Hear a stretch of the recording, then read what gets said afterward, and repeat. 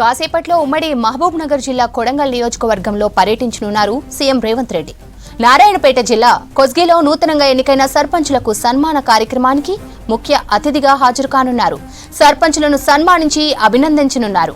గ్రామాల అభివృద్ధిపై దిశానిర్దేశం చేయనున్నారు. సీఎంతో పాటు పలువురు కాంగ్రెస్ ముఖ్య నేతలు అటెండ్ అవనున్నారు. సీఎం టూర్ కు సంబంధించి మరింత సమాచారం బాలకృష్ణ అందిస్తారు. బాలకృష్ణ, సీఎం టూర్ పై అప్డేట్స్ ఏంటి?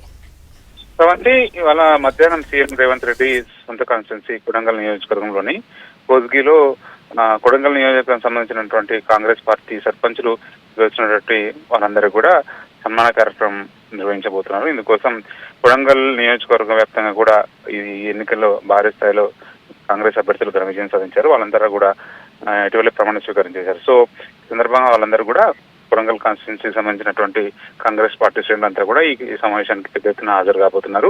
ముఖ్యమంత్రి రేవంత్ రెడ్డి 2 గంటలకు హైదరాబాద్ బేగంపేట విమానాశ్రయం నుంచి బయలుదేరుతారు. అక్కడి నుంచి 3 గంటలకు కోస్గి చేరుకుంటారు. సో ఇక్కడ కోస్గికి సంబంధించినటువంటి లక్ష్మీనరసింహస్వామి ఫంక్షన్ హాల్లో ఈ కార్యక్రమాన్ని ఏర్పాటు చేశారు. ఇందుకోసం ఇప్పటికీ కాంగ్రెస్ పార్టీకి సంబంధించినటువంటి సర్పంచులతో పాటు కొడంగల్ కాన్స్టిట్యున్సీకి సంబంధించిన ముఖ్యమైన నాయకులంతా కూడా ఇప్పటికే చేరుకుంటున్నారు.